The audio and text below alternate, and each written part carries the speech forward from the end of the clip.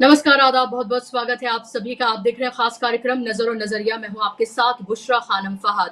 नरेंद्र मोदी सरकार या कहें एनडीए सरकार के या मैं कहूंगी कि नरेंद्र मोदी के दरअसल अच्छे दिन अब खत्म हो गए हैं। वो जो हनीमून पीरियड अब तक चल रहा था वो खत्म हो गया। आपने पहले 9 दिन के स्पेशल सत्र में देखा कि किस तरह से विपक्ष ने बाकायदा तौर पर पानी पिला दिया नरेंद्र मोदी को और उन्हें जवाब देना मुश्किल हो रहा था और वो कितने नॉन सीरियस पार्लियामेंट में नजर आ रहे थे नरेंद्र मोदी, वो सब ने देखा। लेकिन उसके साथ साथ जो घटक दल हैं अब, चाहे वो नीतीश कुमार की मैं बात करूं या फिर मैं बात करूं नायडू की, अब उन्होंने साफ तौर पर ये कह दिया है कि नरेंद्र मोदी जी, अब आपने इवेंट्स कर लिए, अब आप पार्लियामेंट के दोनों सदनों में भी बोल लिए, वहां पर आपने लिए, आपने तालियां भी बजवा ली, अब जरा थोड़ी हिसाब किताब की बात कर लेते हैं। और इसी सिलसिले में सरकार बनने के बाद पहली बार, एक बार आपने देखा था जब ओथ हुई थी मंत्रिमंडल की, उसके बाद चंद्रबाबू नायडू पहली बार दिल्ली आए। ये उनका 2 दिवसीय दौरा है। आज वो दोपहर के वक्त, अब तक शायद वो चले गए होंगे, वो वापस चले जाएंगे। और इस बीच उन्होंने 1-2 नहीं बल्कि 6 से 7 मंत्रियों से उनकी मुलाकात हुई है, उनकी मीटिंग हुई है और उन्होंने एक लंबी चौड़ी फहरिस्त डिमांड्स की सामने रख दी है अलग अलग मंत्रालयों के सामने और ये बता दिया है साफ तौर पर कि ये मेरी डिमांड है, इनको आप पूरा करिए। जिस बुरी स्थिति में अभी आंध्र प्रदेश है उसे बाहर निकालिए, यही हमारा और आपका रिश्ता है। क्योंकि मंत्रिमंडल के नाम पर तो झुंझुने पकड़ाए गए और ये माना जा रहा था कि चंद्रबाबू नायडू इसलिए खामोश हैं क्योंकि अभी उन्हें विशेष पैकेज चाहिए ताकि जिस हालत में फिलहाल आंध्र प्रदेश है उससे वो उसको बाहर निकाल सके। जो कि उनका ड्रीम प्रोजेक्ट है अमरावती, जिसके लिए उन्होंने 15,000 करोड़ के पैकेज की उन्होंने मांग की है, वो उन्होंने रखी है। इसके अलावा कृषि मंत्री से वो मिले हैं, फाइनेंस मिनिस्टर से वो मिले हैं, अमित शाह से वो मिले हैं, राजनाथ सिंह से वो मिले हैं, पीडब्ल्यूडी मिनिस्टर से वो मिले हैं, जेपी नड्डा से वो मिले हैं। तो तमाम एक लंबी फहरिस्त है मंत्रियों की जिनसे मुलाकात की है चंद्रबाबू नायडू ने। और नायडू की जिस तरह की डिमांड्स हैं उससे जाहिर सी बात है नरेंद्र मोदी टेंशन में आ गए हैं, क्योंकि आपको पता है कि उनको इस तरह से काम करने की आदत ही नहीं है।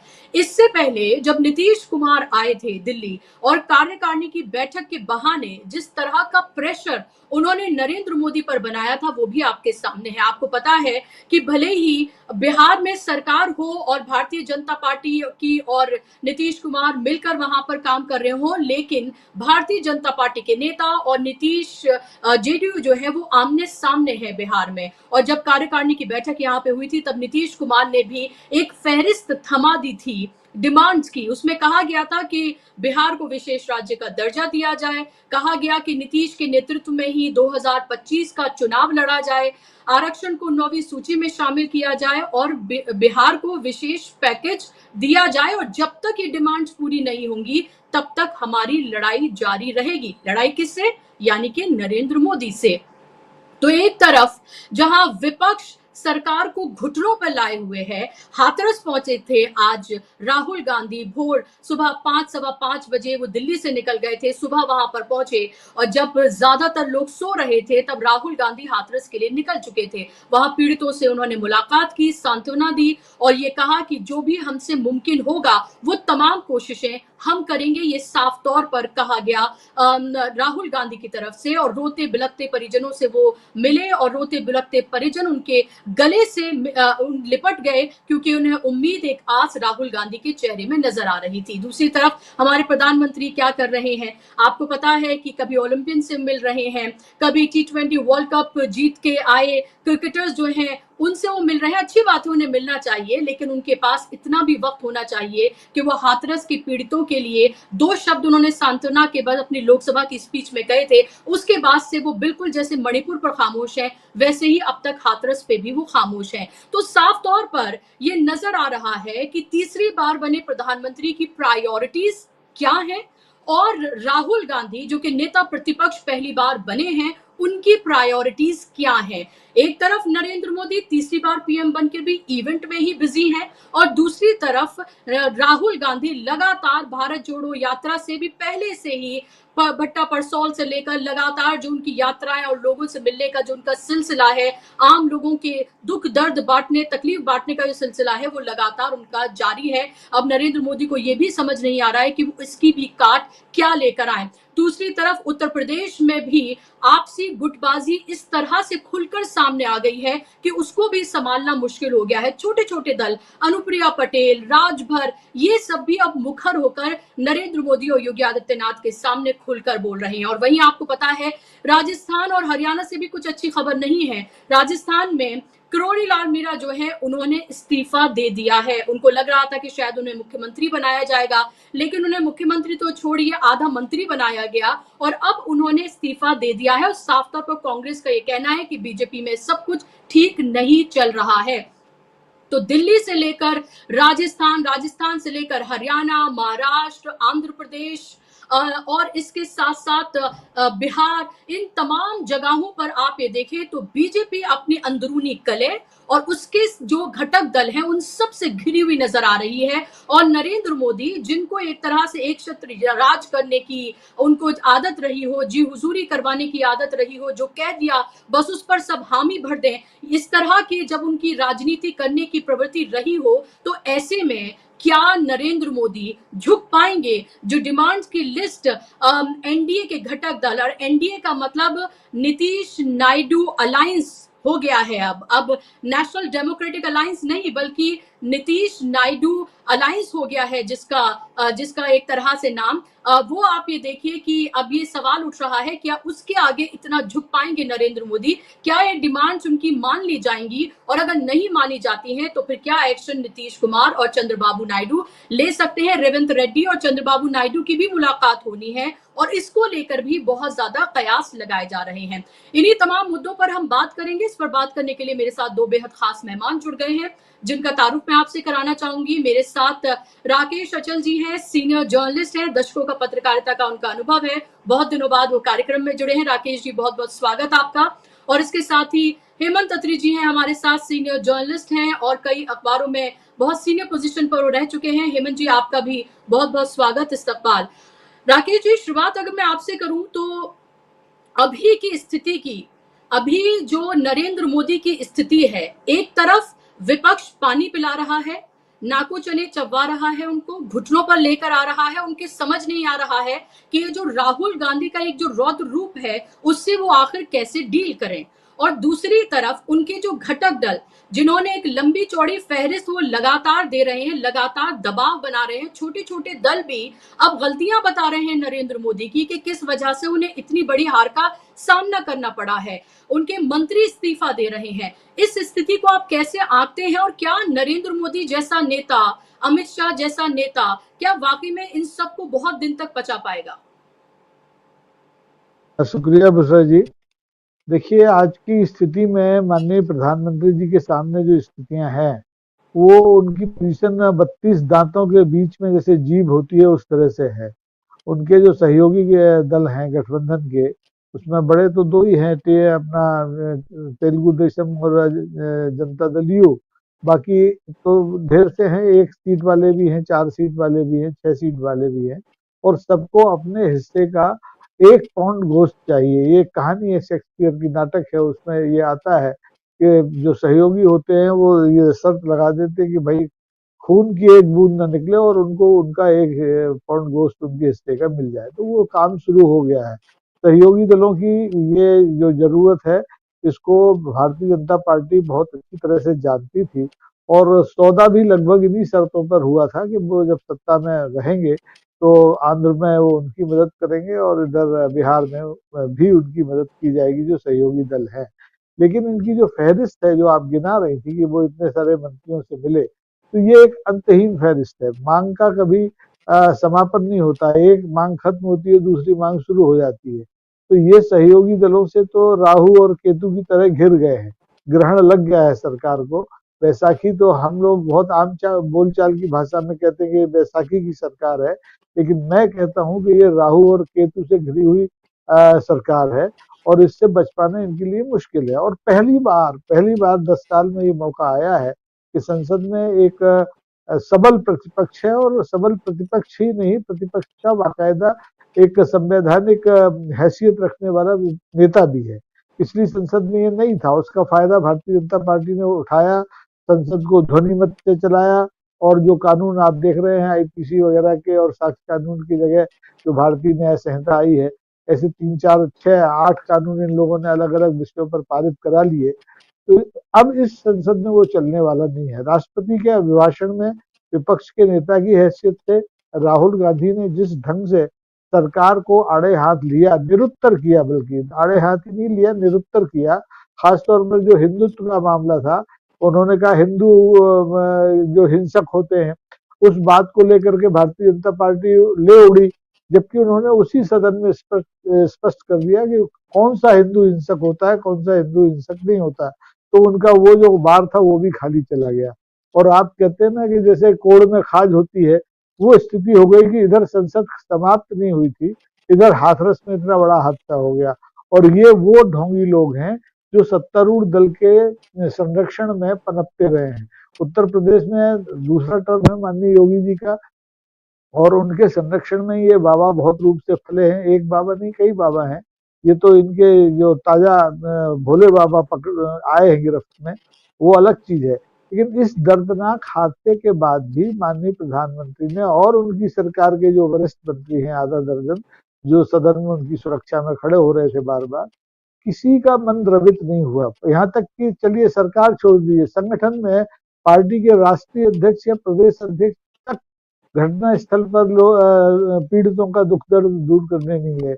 और ऐसे में बढ़त फिर पाली राहुल गांधी ने लोकसभा में विपक्ष के नेता के रूप में। तो आप देखेंगे कि अब ये स्थितियां दिनों दिन जो हमारे केंद्र की सरकार है उसके लिए गंभीर होती जा रही है, और इससे निपट पाना मुझे लगता है कि बहुत आसान नहीं होगी। इधर राहु केतु का संकट है, और सामने एक बड़ा नवग्रह जो है वो राहुल गांधी के रूप में खड़ा हुआ है। तो देखते हैं आने वाले दिनों में स्थितियां क्या बनती हैं। जी बिल्कुल। हेमंत जी, आप कैसे देख रहे हैं राहुल गांधी का सुबह सुबह 5 बजे, जब ज्यादातर लोग सो रहे होंगे, जब शायद किसी को ऐसा ख्याल भी नहीं आ रहा होगा, उनका वहां पहुंच जाना, और जिस तरह से वो मिलते हैं, जिस अपनाइयत से वो मिलते हैं, लोगों को उनकी तरह बन के मिलते हैं, कभी श्रमिकों के बीच, कभी पीड़ितों के बीच, कभी कहीं, मतलब लगभग देश के हर वर्ग, हर तबके से वो जाकर उसी तरह से मिलते हैं। ऐसे वक्त में जब योगी आदित्यनाथ कई घंटों के बाद वहां पर जाते हैं अस्पताल में, और वो अस्पताल की तस्वीर भी वायरल है, जहां पर जिस मरीज से वो मिल रहे हैं उसके पीछे जो है वो फलों की बास्केट रखी हुई है, जहां पानी नसीब ना हो वहां फलों की बास्केट जो रखी हुई, वो तस्वीर भी वायरल है। दूसरी तरफ हम ये देख रहे हैं कि राहुल गांधी किस तरह से मिल रहे हैं। वही चंद्रबाबू नायडू से लेकर नीतीश कुमार, खुद के दल के जो उनके लोग हैं बीजेपी के, वो जिस तरह से खुलकर सामने आ रहे हैं, चाहे डिमांड की बात हो, चाहे हार की समीक्षा के वक्त जो है वो ये बता रहे हो कि भाई आपकी गलती रही जिसकी वजह से आप यहाँ पर सिमट गए हैं, आपके चेहरे का जादू चला नहीं है इस बार, और किरोड़ी लाल मीणा का जिस तरह का इस्तीफा, इन तमाम घटनाक्रम को आप कैसे देखते हैं, और आगे आने वाले वक्त कैसा आप देख रहे हैं नरेंद्र मोदी सरकार के लिए? क्या आपको लग रहा है इवेंट में बिजी नरेंद्र मोदी का हनीमून पीरियड और अच्छे दिन तो अब खत्म हो गए हैं, अब जवाबदेही का टाइम है, हिसाब किताब का टाइम है, घटक दलों से लेकर सबके लिए? ये हुआ है देश के सब इस आजादी के बाद कि किसी सरकार का, किसी भी सरकार का चुनाव के बाद 1 महीने के अंदर, जैसा आपने कहा, हनीमून पीरियड खत्म हो गया। और उसका सबसे मूल कारण क्या है कि कंटिन्यूटी की सरकार है। 10 साल से ऑलरेडी सत्ता में है, सिस्टम्स इन प्लेस हैं, टीम्स इन प्लेस हैं, और आपके पास कोई बहाना नहीं है कि हम ये नहीं कर पाए, वो नहीं कर पाए। आपको हर चीज के लिए जवाबदेही तय करनी पड़ेगी। आपने जिक्र किया हाथरस का। हाथरस में जो कुछ हुआ, एक तो हुआ क्या वो महत्वपूर्ण है कि वो घटना हुई क्यों, कैसे हुई, उसके लिए आपराधिक लापरवाही किसकी रही, प्रशासन की रही, पूरे तंत्र की रही। घटना के बाद जिस तरीके से जो घायल थे, जो बहुत सीरियसली वो थे, सब हॉस्पिटल ले जाया गया, हॉस्पिटल में कुछ भी नहीं था, दर्जनों लोगों ने तो इसी कारण से जान दे दी, उनकी जान चलेगी। तो ये सारी चीजें। दूसरी तरफ आप कहते हो डबल इंजन की सरकार। फिर आपने कहा कि साहब वो योगी जी गए वहां पर, वो फूलों की टोकरी, फलों की टोकरी दिख रही थी। हॉस्पिटल फलों की टोकरी के लिए नहीं होता, माफ कीजिएगा मिश्रा जी, हॉस्पिटल उपचार के लिए होता है। वहां पे डॉक्टर चाहिए, वहां पर आपको उपकरण चाहिए, वहां साजो सामान दवाइयां चाहिए। अगर वो चीजें होती तो कई दर्जन जो जानें थी वो बच सकती थी। लेकिन ये सरकार की मिसप्लेस प्रायोरिटीज दिखाता है। दूसरी बात जो सबसे महत्वपूर्ण है इस सारे में, हाथरस की घटना की गंभीरता को मोदी जी शायद समझ नहीं पा रहे हैं। आपको याद होगा इंदिरा गांधी इमरजेंसी के बाद जब सत्ता से बाहर हो गई थी, चुनाव के बाद और वो सारा था, तो बिहार के एक बेलची गांव में गई थी हाथी पे सवार होके, बड़ी जबरदस्त बारिश के अंदर। अब जब राहुल गांधी आज सुबह 6:45 दिल्ली से निकले, वहां हाथी वगैरह की जरूरत तो नहीं पड़ी, बारिश बारिश की जरूरत नहीं पड़ी। लेकिन ये देखिए कि 123 मौतें हुई हैं और सारे के सारे मृतक और सारे के सारे घायल वो एक पर्टिकुलर समुदाय से आते हैं, वो दलित समुदाय है। दलित समुदाय के प्रति इस 2-2 लाख रुपए उनको मुआवजा देने की घोषणा की गई। 2 लाख रुपए कोई मुआवजा होता है क्या आज के दौर में? 2 लाख रुपए क्या चीज है? दूसरी बात, जिस तरीके का उस सारे घटनाक्रम को कवर अप करने की कोशिश की जा रही है, मुझे ये बताइए कि जिस बाबा जो खुद भी दलित समुदाय से आता है, उसकी एक तो एंटीसीडेंट्स देखिए, वो खुद एक पुलिस का कर्मचारी था, आईबी का जो भी कर्मचारी था वो, उसके सारे एंटीसीडेंट्स देखिए, और किस तरीके से सारे कायदे कानूनों की धज्जियां उड़ाकर वहां हजार लोग इकट्ठे किए गए। अनुमति किसने दी? वहां पर सारी व्यवस्थाएं क्यों नहीं थी? बाबा का आप हैरान हो जाएंगे कि बाबा का नाम एफआईआर में नहीं है एज एक्यूज। कल्पना कर सकते हैं आप, जो आदमी सत्संग कर रहा है सो कॉल्ड, उसी का अगर नाम नहीं है, उसके वो जो सेवक सेवादार है वो क्या कर लेंगे? मेन कल्प्रिट कौन है? एक क्लोज डोर के अंदर किसने बुलाया लोगों को? तो वो सारी चीजें बेसिकली भारतीय जनता पार्टी के, देखिए ये जिस तरह भी है ना, ये जो घटना हुई हाथरस में, इस बाबा को भी बीजेपी का ऑफशूट कह सकते हैं आप। उसका कार्यक्रम देखिए क्या है। हर एक गांव के अंदर 7 से 8 उसके व्यक्ति रहते हैं जो, अच्छा गजब देखिए, सारे दलित समुदाय तो ही, सारे मजदूर हैं, कारीगर हैं, छोटे छोटे कारीगर हैं, बहुत ही गरीब निम्नतम उससे आते हैं। वो सारे के सारे लोग वहां पर थे। तो ये लोग क्या करते हैं, उनको हाथ करके गांव से इकट्ठा करके, और इतनी बड़ी तादाद में उनको इकट्ठा किया गया। क्या सरकार सो रही थी क्या? राज्य की सरकार, डबल इंजन की सरकार जिसको आप कहते हैं। इन मौतों की जिम्मेदारी बुशरा जी किसकी है? दूसरी बात क्या है, आपने कहा राहुल गांधी, राहुल गांधी को आप क्या कहते हैं? बाल बुद्धि। प्रधानमंत्री ने कहा ना सदन में, सारी मर्यादाओं को तोड़ करके कहा। उनको आप पार्ट टाइम पॉलिटिशियन कहते हैं। कभी उन्होंने कहते हैं वो इटली चले जाएंगे, तमाम तरह की जायज उनके ऊपर लिखते हैं। वो पार्ट टाइम पॉलिटिशियन सुबह 5:40 पर उठकर हाथरस के लोगों की आंसू पोंछता है जाके, पीड़ितों की। कल आपने देखा होगा प्रधानमंत्री इंडिया टीम के साथ इवेंट बाजी कर रहे थे, जो वर्ल्ड कप 2020 जीत के आई, और राहुल गांधी दिल्ली में मजदूरों से मिल रहे थे। ये जो एक शार्प कंट्रास्ट आने वाला है, ये रुकने वाला नहीं है बुशरा जी। जो फुल टाइम पॉलिटिशियन है वो सारा दिन इवेंट कर रहा है, फोटो ऑप्स कर रहा है, और जिसको आप पार्ट टाइम पॉलिटिशियन कहते हैं वो मजदूरों से मिल रहा है, उनसे कनेक्ट कर रहा है, उनकी चीजों को समझ रहा है, और एक आम आदमी जो गरीब आदमी है उसके साथ खड़ा दिखाई दे रहा है। वो उसके हाथरस के लोगों की इतनी सहृदयता के साथ आंसू पोंछते हुए देखा होगा आपने, इतना बड़ा नेता। और उसमें शर्मनाक बात आपने ऑब्जर्व नहीं की, जितने मीडिया के चैनल से, जितने अखबार हैं, आप कोई वेबसाइट खोल के देखिए, किसी ने राहुल गांधी को लोकसभा में विपक्ष का नेता नहीं लिखा। खोल के देखिए, आपको इंटरेस्टिंग चीज दिखेगी। कांग्रेस सांसद जी। राहुल गांधी पहुंचे हाथरस, प्रधानमंत्री उनको विपक्ष का नेता मानने को तैयार नहीं है, भाजपा विपक्ष का नेता मानने को तैयार नहीं है, और जो आपका जो सो कॉल्ड मीडिया है वो भी उनको सांसद कह रहा है। आज भी कोई भी साइट खोल के देखिए, ये एक डिमीन करने की बात होती है कि आप जब सच्चाई को हजम नहीं कर पाते। दूसरा आपने कहा होगा क्या, जो आपने कहा चंद्रबाबू नायडू, जो आपने कहा नीतीश कुमार, बाकी सारे अलायंस, जैसा डॉक्टर अचल साहब ने कहा कि ये सारी चीजें तो इस सारे सिस्टम का एक हिस्सा है।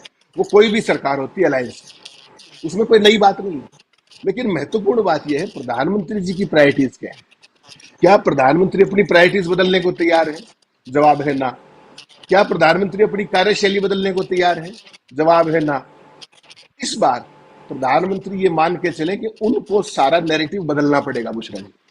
2014 में आए, कांग्रेस का निराशाजनक जो भी भ्रष्टाचार के आरोप थे, तमाम चीजें थी, तब अच्छे दिन के सपने दिखा करके 5 साल निकाल दिए। 2019 में राष्ट्रवाद पे आ गई। इस बार आप क्या करेंगे? ना तो आपके पास वो नंबर्स हैं, ना आपके पास गवर्नेंस का ट्रैक रिकॉर्ड है, ना आपके पास कोई अचीवमेंट्स है, ना आपके पास कोई फ्यूचर का रोड मैप है। आपके पास क्या है? आपके पास लफाजी है, आपके पास इवेंट्स है, आपके पास फोटो ऑप्स है, और आपके पास अपना रिपोर्ट कार्ड नहीं है। नहीं है रिपोर्ट कार्ड। तो जब रिपोर्ट कार्ड नहीं है, जब राहुल गांधी ने 20 मुद्दे पूछे, प्रधानमंत्री ने एक का जवाब दिया क्या? वो राहुल गांधी के व्यक्तिगत सवाल नहीं थे, वो इस देश की जनता के सवाल थे। चाहे वो बेरोजगारी का सवाल था, चाहे वो अडानी अंबानी का सवाल था, हिंदुत्व का सवाल था, जितने भी सवाल थे। तो मोदी जी इस चुनाव में उनका ये हश्र क्यों हुआ? जो राम मंदिर को लेकर की उम्मीदें थी वो सारी धराशायी होगी, क्योंकि वो ओवरबोर्ड जाके उन्होंने किया। अल्टीमेटली जनता को गवर्नेंस चाहिए, अल्टीमेटली जनता को डिलीवरी चाहिए। आप 5 किलो अनाज से 82 करोड़ लोगों को कब तक मूर्ख बना सकते हैं और कितनों को बना सकते हैं? अभी उत्तर प्रदेश के अंदर भी विधानसभा चुनाव है 2 साल के बाद, बिहार में अगले साल चुनाव है, इस साल जम्मू कश्मीर, हरियाणा, महाराष्ट्र, झारखंड में चुनाव है। मोदी जी की स्लेट खाली है, बिल्कुल खाली स्लेट है। महाराष्ट्र के अंदर आपने लोकसभा में चुनाव का परिणाम देख लिया बीजेपी का, हरियाणा के अंदर देख लिया, they are coming down. Kashmir में वो चुनाव ही नहीं लड़ पाए, तीनों सीटों पर भारतीय जनता पार्टी चुनाव नहीं लड़ पाई। तो ये है मोदी जी का स्कोर कार्ड।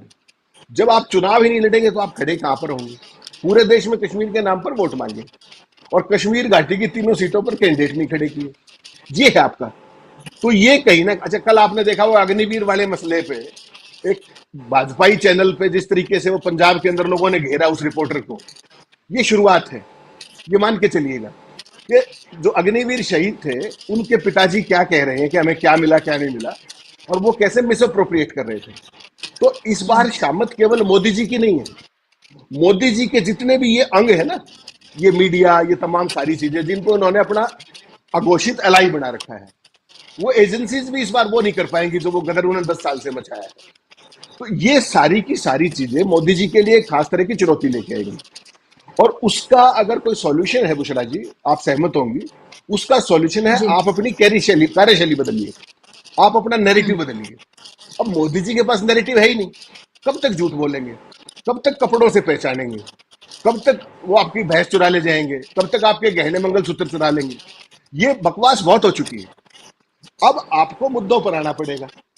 हरियाणा की बात आप करें, विधानसभा चुनाव की, आने वाला है चुनाव 3 महीने के अंदर, मनोहर लाल पूरी बीजेपी को निपटा करके दिल्ली में जाके बैठ गए। नायब सिंह सैनी को कुछ समझ में ही नहीं आ रहा क्या करना है।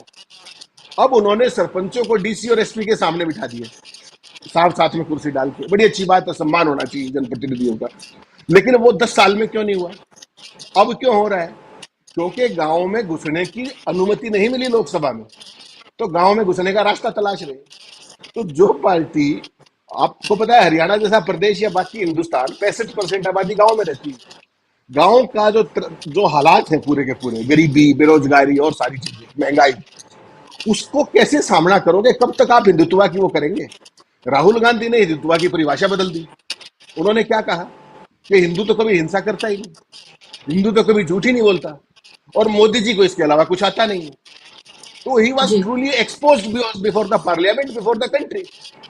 अब मोदी जी को संभलना पड़ेगा। उनके जो भी भाषण राइटर हैं, जो भी उनके स्ट्रेटेजिस्ट हैं, जो भी उनकी टीम है, उनको ये देखना पड़ेगा कि ये जनता इस बार हिसाब मांगेगी, और हिसाब मांगने का कार्यक्रम 3 महीने के अंदर 4 राज्यों से शुरू हो रहा है। उसके बाद दिल्ली का चुनाव है, फिर बिहार का चुनाव है, और आपको पता है नीतीश कुमार चाहते हैं कि बिहार का चुनाव जल्दी हो जाए, हरियाणा के साथ हो जाए, क्योंकि उनको पता है ये उनको निपटाएंगे वापस। उनकी आवाजें भी आने लगी हैं बिहार से कि भाजपा के नेतृत्व में चुनाव हो। तो ये ऐसी चुनौतियां हैं बुशरा जी, जो मोदी जी केवल लफाची से और आयरन हैंड से नहीं कर सकते। आप एजेंसियों के बिल्कुल जरिए किसको, नीतीश कुमार का क्या कर लोगे? आप is your life beyond a point नहीं जा सकते हो। तो अल्टीमेटली डिलीवरी पे आना पड़ेगा, और डिलीवरी के लिए आपके पास विजन होना चाहिए। अनफॉर्चुनेटली मोदी का कोई विजन ना कभी था ना है। उनको तो झूठ, फरेब, विभाजन, हिंदुत्व, ये सारी चीजों के सहारे सत्ता हासिल हथियानी आती है, और उसके सहारे हाकिनी आती है। अब ये देखना बड़ा चुनौतीपूर्ण है कि बदले हुए हालात, बदले हुए विपक्ष के नंबर, और हाइपर एक्टिव राहुल गांधी, आप कल्पना कर सकते हैं जिस तरीके से वो आज वहां पहुंचे, लोगों से मिले। कभी मोदी सोच जी सकते हैं, कभी आपने मोदी को किसी गरीब आदमी के साथ देखा है क्या? तो ये नैरेटिव बदलेगा यहां से। और मोदी जी की जो ये रईसों के साथ जो फोटो ऑप्स है, they are going to prove him very dear. आप इस बात को नोट करके रखिएगा। बिल्कुल। तो बहुत सारे बहुत महत्वपूर्ण पॉइंट्स हैं जो आपने यहाँ पर उठाए हैं और जिन पर आपने बात की है हेमंत जी।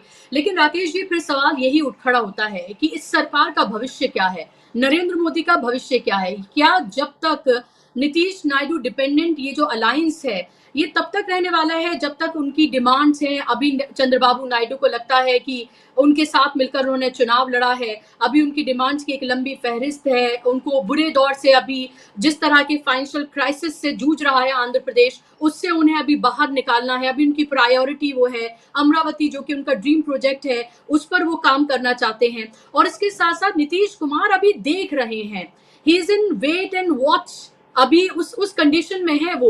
और उन्होंने उसमें अपने तमाम जो डिमांड्स की जो लिस्ट है, जो बीजेपी को मानना बहुत मुश्किल होगा, वो सब उन्होंने खोल दिया है। लेकिन बिहार में जेडीयू और भारतीय जनता पार्टी एक तरह से आमने सामने हैं। वहां के बड़े नेता उस साफ तौर पर ये कहते हुए नजर आते हैं, पहले कहते हैं ना तो कोई किंग है ना किंग मेकर है, यानी कि नीतीश कुमार पर वो कटाक्ष करते हैं। फिर वो कहते हैं कि बड़े भाई की भूमिका में बीजेपी रहेगी, हम अपने दम पर सरकार बना सकते हैं, यानी कि नीतीश कुमार को साइडलाइन करने की बात कही जा रही है। ये सब नीतीश कुमार भी तो देख रहे हैं। और वहां पर जिस तरह से 16 दिन में 12 पुल गिर गए हैं, वो भी देख रहे हैं, उसको लेकर भी अलग तरह की सियासत वहां पर हो रही है।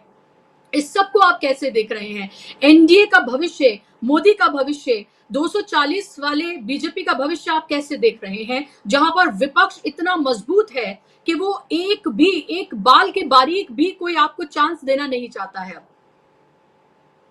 देखिए बुशरा जी, मैं एनडीए का भविष्य नहीं देख रहा हूँ, मैं इस देश की राजनीति का भविष्य देख रहा हूँ। वो जैसा भी हेमंत जी ने आपको इशारा भी किया कि इस देश में पिछले 10 साल से अदावत की राजनीति चल रही है, लोगों की आपस में दुआ सलाम खत्म हो गई है और नफरत इतने नीचे तक पहुंच गई कि घरों में पार्टीशन हो गए हैं वैचारिक तौर पर। तो ये स्थिति जो भारतीय जनता पार्टी ने और उनके नेताओं ने पिछले 10 साल में तैयार की है, इसका खामियाजा उन्हें निश्चित तौर पर आने वाले कुछ महीनों में ही उठाना पड़ेगा। और आप देखें कि एनडीए और उसके सहयोगी गठबंधन जो दल हैं, उनका जहां तक सवाल है, तो भारतीय जनता पार्टी अपनी चाल चरित्र चेहरे को किसी भी तय बदलने के तैयार नहीं है। वो जिस तरह से अपने सहयोगी दलों का खात्मा करती रही है, चाहे महाराष्ट्र में आप देखें, चाहे पंजाब में आप देखें, जहां भी उन्होंने सहयोगी गठबंधन बनाए, चाहे हरियाणा में देख लें, तो ऐसे ही अब उन्होंने ये श्री गणेश बिहार में भी कर दिया है। बिहार में जेडीयू का जो कार्यकारी अध्यक्ष बनाया गया है, वो आदमी बीजेपी का आदमी है। और इस बात को अच्छी तरह से हमारे नीतीश बाबू जानते हैं, सुशासन बाबू है वो उस समय तक इनके साथ है, इस सरकार के साथ है, जब तक कि उनको अपने पांव रखने की जगह बिहार में दोबारा से नहीं मिल जाती है। आप देखेंगे, इसमें कतई हैरान होने की जरूरत नहीं है कि विधानसभा चुनाव आते आते, उसकी घोषणा होते होते बिहार में यही सहयोगी दल भारतीय जनता पार्टी के सामने खड़ा दिखाई दे सकता है आपको, क्योंकि इनको पलटी मारने में एक क्षण नहीं लगता है और इनका लंबा इतिहास है। सब पूरा देश जानता है किस तरह से सुशासन बाबू नाम जरूर पड़ गया है, लेकिन कुशासन ऐसा हुआ कि 12 पुल आपने गिरा दिए पिछले एक हफ्ते में, पहली बरसात में। तो ये पुल जो राजनीतिक पुल बना है इन लोगों के बीच पे, ये भी इस मानसून के समाप्त होते होते तक आप देखेंगे कि गिरने की स्थिति में आ जाएगा और इसकी मरम्मत नहीं हो सकती। कारण ये है कि जब इन्होंने लोकसभा का चुनाव लड़ा तो इनका जो गठबंधन है फौरी गठबंधन था। जेडीयू तो इंडिया गठबंधन के साथ थी, उसके संयोजक बनने के सपने नीतीश बाबू देख रहे थे और उन्होंने अंतिम क्षणों में पलटी मारी और भारतीय जनता पार्टी के साथ चले गए। तो भारतीय जनता पार्टी, जनता दल यूथ और टीडीपी, इनका कोई कॉमन मिनिमम प्रोग्राम है नहीं, क्योंकि इनको जनता से कोई मतलब नहीं, जनता को ये न्यूनतम भी नहीं देना चाहते। ये सब अपने अपने राजनीतिक लक्ष्यों की पूर्ति करना चाहते हैं और उसके लिए लगातार काम कर रहे हैं। आप देखेंगे कि अभी लोकसभा का बहुत छोटा सा सत्र हुआ, शपथ ग्रहण हुई, राष्ट्रपति का अभिभाषण हुआ, उसके बाद थोड़ी सी उस अभिभाषण पर बहस हुई, उसमें इनके छक्के छूट गए। तो क्योंकि तैयारियां नहीं है, करना नहीं चाहते ये लोग। आरएसएस के जिस स्कूल से निकले हैं, वहां पर केवल अदावत पैदा करना, वहां केवल नफरत, झूठ, फरेब, इस सब का इस्तेमाल होता है। तो ये बेचारे मणिपुर में कुछ नहीं कर पा रहे हैं, ये हाथरस में कुछ नहीं कर पाए और ये मध्य प्रदेश में कुछ नहीं कर पाए जहां इनकी सरकार है। गुजरात में भी सेंध कांग्रेस ने लगा दी। आप देखिए कि एक सीट मिली भले ही कांग्रेस को, लेकिन उसे खड़े होने की जगह मिल गई और उसके आधार पर ही एलओपी के नेता ने संसद में कहा है कि वो लिख लें कि विधानसभा का चुनाव जिस दिन गुजरात में होगा, कांग्रेस और वहां की जनता भारतीय जनता पार्टी को सत्ता से बाहर कर देगी। तो ये जो आत्मविश्वास आया है, ये जनता के बीच काम करने के बाद आया है। दो लंबी यात्राएं इस देश की जिस आदमी ने की हो, वो इस देश की नब्ज को समझ चुका है। और जबकि भारतीय जनता पार्टी के जो नेता हैं, जो भाग्य विधाता है, वो तो नॉन बायोलॉजिकल भी नहीं है, वो तो अविनाशी हो गए हैं, अपने को भगवान मानते हैं। तो उन्हें जनता से कनेक्ट होने की कोई जरूरत नहीं है। आप देखेंगे कि एक जमाने में भारतीय जनता पार्टी जितने ठटकर जनता से जुड़ने की करती थी, वो सब बंद हो गए हैं। यहाँ तक कि आरएसएस की इस देश में 55,000 शाखाएं रखती थी, उनका कहीं अता पता नहीं है। आरएसएस का जो कार्यकर्ता, जो अपने आप को स्वयं सेवक कहता है, जो ऐसे हादसों के समय सबसे आगे रहता था, मदद करने में, खून देने में, रक्तदान करने में, वो गायब है। हादसे आपको हाथरस में कोई आरएसएस वाला आपको पैंट पहने और टोपी लगाए दिखाई दिया? बिल्कुल नहीं दिखाई दिया, क्योंकि 10 साल में इन लोगों ने भारतीय जनता पार्टी के कार्यकर्ताओं को भ्रष्ट किया। आरएसएस के जो पूर्णकालिक कार्यकर्ता थे, जो मुंह में शक्कर और पांव में चक्कर लेकर के जनता के बीच काम करते थे, उनको भ्रष्ट कर दिया, उनको तनख्वाहिया बना दिया, उन्हें हर महीने तनख्वाहें मिलती हैं। तो ऐसे लोगों के सहारे इस देश की राजनीति नहीं चलेगी। इस देश की राजनीति चलाने के लिए राहुल गांधी ने महात्मा गांधी का जो रास्ता अपनाया था, पीड़ितों के बीच में जाइए, उनके साथ खड़े खेत में होइए, मिल में होइए, रेलवे स्टेशन पर कुलियों के साथ खड़े होकर बात कीजिए। तो ये संवाद का जो सिलसिला शुरू हुआ है पिछले 1-1.5 साल में, ये इस देश की राजनीति की सूरत और सीरत दोनों बदलने वाला है। और आप देखेंगे कि ये सरकार भले ही दावा करेगी ये 5 साल चलेगी, लेकिन मुझे लगता है कि जिस दिन भारतीय जनता पार्टी को ये लगेगा कि अब वो चुनाव लड़ने की स्थिति में आ गई है, उस दिन अपने सहयोगी दलों में भी लात में रहेगी और स्वतंत्र रूप से दोबारा से अपने पुराने एजेंडे को लेकर के ही जनता के बीच खड़ी दिखाई देगी आपको। जी जी, बिल्कुल। महत्वपूर्ण बात बोली है आपने आखिर में, और ये तमाम तरह की आशंकाएँ विश्लेषक जो हैं वो जता रहे हैं, और ये भी कह रहे हैं कि ये ज़्यादातर विश्लेषकों का कहना है कि 5 साल सरकार नहीं चलने जा रही है। 22 जुलाई से फिर से मॉनसून सेशन शुरू होने जा रहा है, और एक लंबा सेशन होगा। ये तो 9 दिन का था, और बहुत सारी इसमें फ़ॉर्मेलिटीज़ थी जो पूरी होनी थी, और असली सेशन हम कह सकते हैं कि 22 जुलाई से शुरू होने जा रहा है। इस बीच हेमंत जी, एक और घटनाक्रम हुआ है।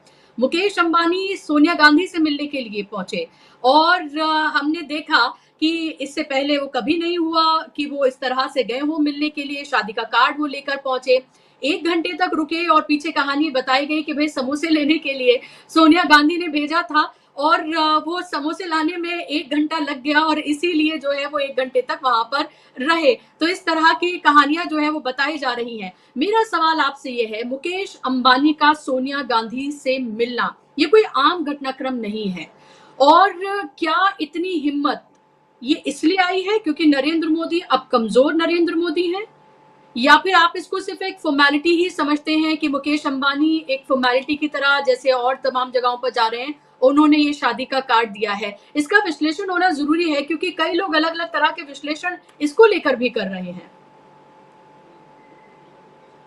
अन्य शिष्टाचार है लोकतंत्र के अंदर कि आप कौन किसको अपनी शादी में बुलाए, कौन किसको नहीं बुलाए। लेकिन मोदी का जो नया भारत है, उसमें ये भी दुर्भाग्य से एक खबर बन गई कि वो वहां पर गए, कार्ड देने गए, उसके कारण है, वैसे नहीं है।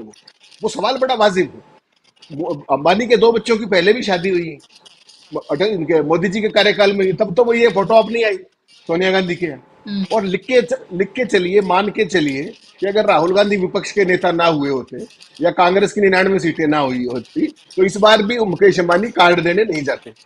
दूसरा, मुकेश अंबानी एक विशुद्ध व्यापारी व्यक्ति है, उनको किसी से कोई लेना देना लंबा चौड़ा है नहीं। देखिए, अडानी तो 100% केयर ऑफ मोदी जी है। हालांकि राहुल गांधी का जो मुझे अंदरूनी सूत्रों से पता चला कि अडानी बहुत डेस्परेट है पिछले 3-4 साल से राहुल गांधी से अपनी पटड़ी बिठाने को, लेकिन राहुल गांधी उनसे किसी भी सूरत में मिलने को तैयार नहीं है। ये ऑफ रिकॉर्ड ऑन रिकॉर्ड उन्होंने कई बार बताया है। हालत यह है कि विदेश में भी मिलने की कोशिश की उनसे, और राहुल गांधी इतने नाराज हुए कि अपने कार्यक्रम भी छोड़ दिए उन्होंने। तो इसकी बिटवीन दी लाइन्स देखिए आप क्या है। नरेंद्र मोदी किसी पर भी भरोसा नहीं करते। जब इस चुनाव के अंदर आपने देखा होगा प्रचार में, पूरा अपोजिशन तो अडानी अंबानी की सरकार कह रहा है, और मोदी जी ने एकदम क्या पलटी मारी कि अडानी और अंबानी से कितना काला धन मिला है, बोरों में भर के टेम्पो के जरिए। ये कोई छोटी स्टेटमेंट नहीं थी। जो व्यक्ति उनको 100% स्पॉन्सर कर रहे हैं पहले दिन से, जो उनको प्रधानमंत्री पद का प्रोजेक्ट करके लाए, जिन्होंने उनकी मार्केटिंग का ठेका आज भी लिया हुआ है, जो सुबह से शाम तक उनका कीर्तन करते हैं अपने चैनलों के माध्यम से, जो उनकी कंप्लीट फाइनेंसिंग करते हैं, अडानी और अंबानी, उनके ऊपर मोदी ने भरोसा नहीं किया और उनका नाम लेकर के कहा। और मोदी ये भी भूल गए कि देश की जनता ये पूछेगी उनसे कि साहब अगर वो पैसे काला धन भेज रहे थे तो वो उनके पास आया कहां से? नोटबंदी में तो काला धन खत्म हो गया था, वो पैसे आए कहां से? और अगर मोदी जी को ये पता है कि काला धन गया है टेम्पो में, बोरों में भर के, तो आपने पकड़वाया क्यों नहीं? राजीव कुमार क्या कर रहे थे? चुनाव आयोग क्या कर रहा था? ईडी क्या कर रही थी? लेकिन इस देश में वो नैरेटिव तो क्योंकि चैनल भी उन्हीं के और सारी चीजें वो। और आपको याद होगा जब मोदी जी ने ये ऐतिहासिक भाषण दिया था, उस टाइम उन्हीं के चैनलों पे, अडानी अंबानी के चैनलों पे वो भाषण लाइव चल रहा था, जब उसमें अडानी अंबानी का नाम लिया जा रहा था कि बोरों में भर के, याद होगा आपको। तो जी अब जी। क्या है कि अंबानी अगर देश के सबसे बड़े मौसम वैज्ञानिक कहें आप उनको, तो गलत नहीं होगा। वो चुनाव से बाद उनके चैनलों की भी स्थिति, उनके मीडिया हाउसेज की भी हल्का सा थोड़ा सा दिखाना शुरू किया है कांग्रेस को, चाहे वो पर से ही किया हो, for the sake of it. लेकिन बैलेंस तो उनको ही बनाना पड़ेगा। अल्टीमेटली धंधा करना है अगर आपको, तो देश में सौहार्द तो चाहिए ना, शांति तो चाहिए ना, विकास का रास्ता तो चाहिए ना, खुशहाली तो चाहिए ना। एक वर्टिकली डिवाइडेड देश में तो ये सब नहीं हो सकता। तो अंबानी पहली बार सार्वजनिक तौर पर इन 10 सालों के बाद सोनिया गांधी के यहाँ जाते हैं, ये बेमायने नहीं है। दूसरा, जिस तरीके से पिछले 10 साल में अडानी मल्टीपल्स में बढ़ते गए और अंबानी उस प्रोपोर्शन में नहीं बढ़े, ये सच बात है, रिकॉर्ड की बात है। मोदी के टाइम में जो वर्थ अडानी का बढ़ा है विज विज अंबानी का बढ़ा है, तो उसका कोई फिगर्स की तुलना नहीं कर सकते आप। दैट इज फार मोर, क्योंकि सारे इंफ्रास्ट्रक्चर जो अपने एयरपोर्ट्स, पोर्ट्स और ये सारा आप देखती है, जो कुछ भी दिया है, रोड्स भी दे दिए, हाईवेज, जो कुछ चाहिए अडानी जी ले जाए, कोई समस्या नहीं। तो अंबानी के मन में वो कहीं टीस भी है, प्लस ये सब करके वो अपनी भी बैलेंसिंग कर रहे हैं। फेस सेविंग ग्रेस भी है कि देखिए मैं तो बुलाने आया। हालांकि सवाल ये भी उठेगा, 2 बच्चों की शादी पहले भी थी, तब कहा थे आप? तब इसलिए नहीं आए थे कि राहुल गांधी विपक्ष के नेता नहीं थे, सोनिया गांधी विपक्ष के नेता नहीं थे। तो यहाँ पर कोई भी चीज होती है वो बेमायने नहीं होती। महाराष्ट्र में बदले हुए समीकरण, क्या वो भी इसकी एक वजह आप मान रहे हैं?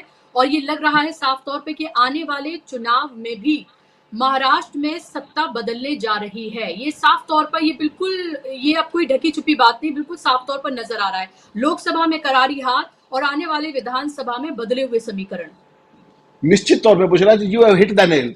और यही कारण है, अडानी और अंबानी के अगर कोई सबसे मेजर स्टेक्स हैं तो वो महाराष्ट्र के अंदर है, तमाम कारणों के चलते। मुंबई जो है देश की आर्थिक राजधानी है, और वहां का जो कमांड एंड कंट्रोल, जिस तरीके से आपको पता है कि कितना, जब सरकार गिराई गई अपने उद्धव ठाकरे की, तो क्या क्या खर्चा हुआ होगा, कितने कितने पैसे दिए गए, ओपनली कहा ना उद्धव ठाकरे ने, तो कुछ छुपाया नहीं, नाम लेके कहा उन्होंने तो कि कैसे क्या किसने किया है। देखिए झारखंड में, उड़ीसा में वो अलग कारण है, वहां मिनरल्स हैं, वहां माइनिंग करनी है अडानी को, वहां उनके तमाम उस तरह के इंटरेस्ट है। बॉम्बे देश की कैपिटल है, फाइनेंशियल कैपिटल, तो वहां पर दोनों के अपने बहुत मेजर स्टेक्स हैं इन ए यूनिक वे। और जो लोकसभा का चुनाव आया है, अगर विजय विज उसको असेंबली जोड़े तो बीजेपी का तो नाम लेवा भी नहीं बचेगा वहां। वही स्थिति वहां पर है जो हरियाणा में है, जो हरियाणा में होने वाली इस बार, या जो जम्मू कश्मीर में, जो कश्मीर घाटी में होने वाली स्थिति है। तो अंबानी वैसे नहीं आए, बिना मतलब के नहीं आए हैं, बेमायने नहीं हो मुलाकात। और वो समझते तो एक बहाना है, बातचीत तो कुछ और है।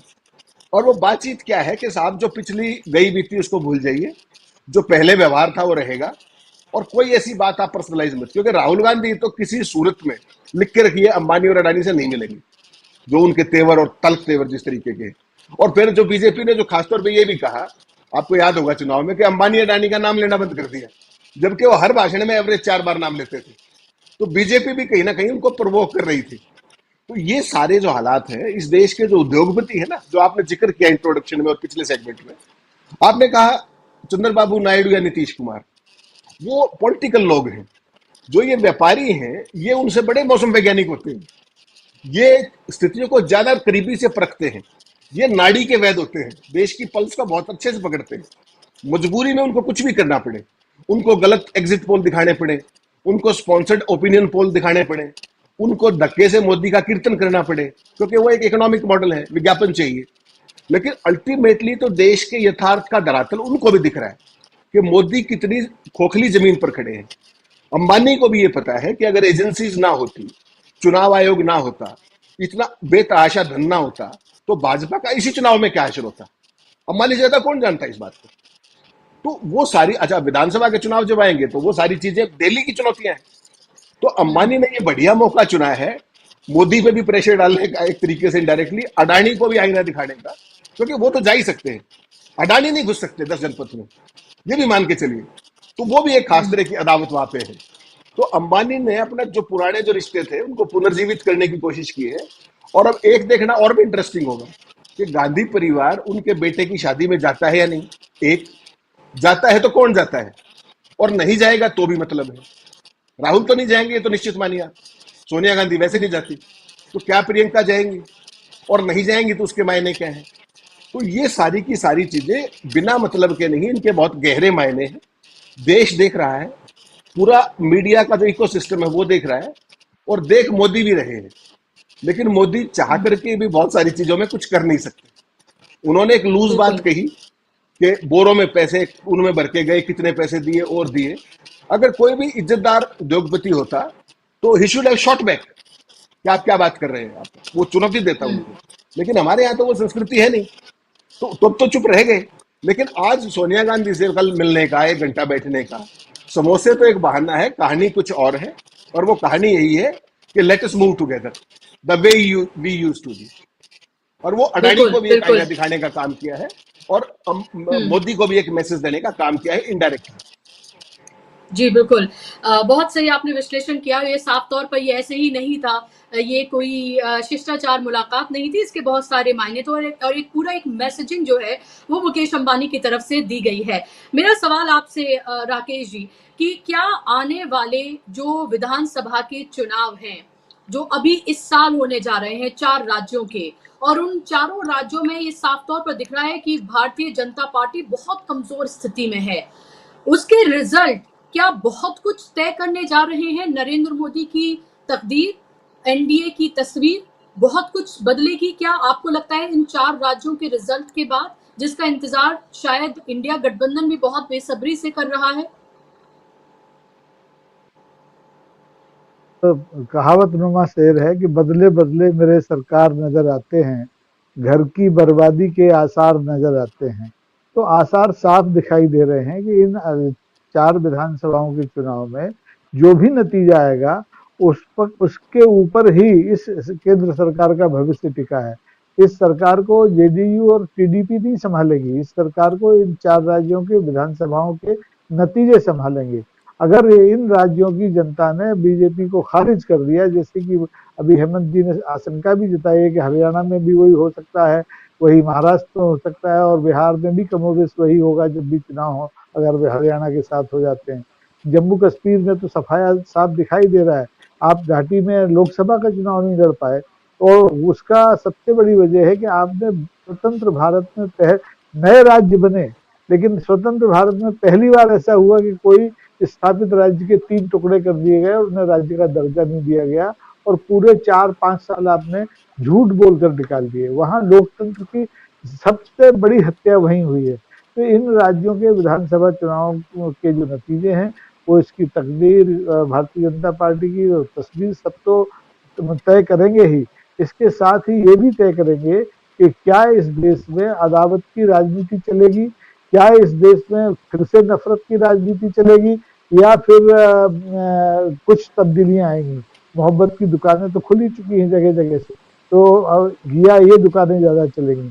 तो आप देखेंगे कि ये जो नई जोड़ी है, जैसे यहाँ मोदी और शाह की जोड़ी है, यहाँ राहुल और अखिलेश की जोड़ी है, ये जोड़ी जो कमाल करेगी, नौजवानों की जोड़ी, वो इस देश की तकदीर और तस्वीर दोनों बदलने जा रही है। और इसमें कोई मुझे शक्तवा नहीं है कि 24 घंटे चुनाव के बोर्ड में रहने वाली भारतीय जनता पार्टी इस समय बहुत ज्यादा घबराई हुई है। उसे समझ में नहीं आ रहा है कि कहाँ से श्री गणेश करे अपने बचाव का। चुनाव तो बात की चीज है, अभी तो उनको अपनी आत्मरक्षा की जरूरत है। और जैसा आपने अभी कहा था कि संसद का जिस दिन बजट सत्र शुरू होगा उस बजट सत्र में पल पल पर इनको परीक्षा देनी पड़ेगी।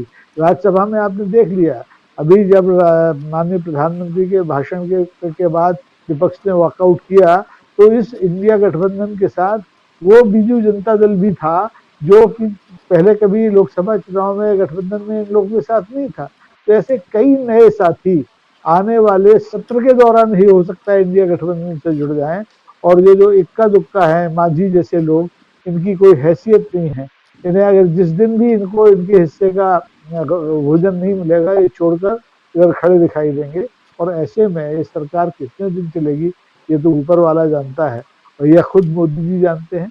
देश की जनता को तो पता है कि उसने जो जनादेश दिया है वो 5 साल के लिए नहीं दिया है, वो बीच में आपको तब्दीलियां करनी पड़ेगी। जी जी बिल्कुल, ये साफ तौर पर लग रहा है कि इस बार ना तो वो 300 पार वाली सरकार है, हालांकि 400 पार का नारा दिया था नरेंद्र मोदी ने, लेकिन शायद वो ये लगाना भूल गए थे कि यूके में तो 400 पार हो गए हैं, और उनके बहुत घनिष्ठ मित्र जो हैं ऋषि सुनाक, वो बुरी तरीके से वो हार गए हैं, और उनकी शक्ल आज देखने वाली थी। और वहां पर भी ये साफ तौर पर पता चल गया कि विभाजन की राजनीति वहां पर भी नहीं चली, और विभाजन की राजनीति हिंदुस्तान में भी नहीं चली है। और यही वजह है कि कोई लेवल प्लेइंग फील्ड न होने के बावजूद, तमाम विपरीत परिस्थितियों के बावजूद भी आज इतनी मजबूत स्थिति में इंडिया गठबंधन है, और 240 पर सिमट गए, यानी कि 200 पार कर पाए हैं 400 पार की बात करने वाले। और ये साफ तौर पर दिख रहा है, पूरी बॉडी लैंग्वेज देखें, पूरा हाव भाव देखें। संरक्षण मांग रहे थे अमित शाह खड़े होकर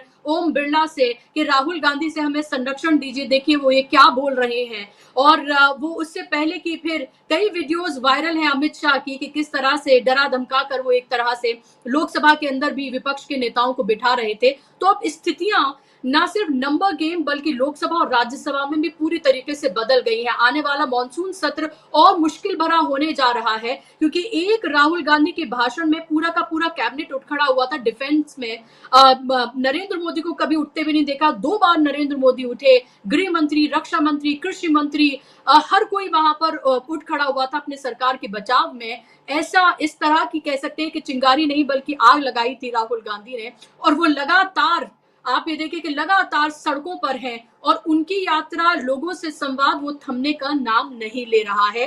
कल भी मैंने कहा था, आज भी मैं कहूंगी, उनसे जरूर पूछा जाना चाहिए कि क्या आप थकते नहीं हैं। बहुत बहुत शुक्रिया आप दोनों मेहमानों का कार्यक्रम का हिस्सा बनने के लिए, राकेश जी, हेमंत जी, और अपने विचार यहाँ रखने के लिए शुक्रिया। आप तमाम दर्शकों का भी कार्यक्रम का हिस्सा बनने के लिए। आज के कार्यक्रम में बस इतना ही। नमस्कार।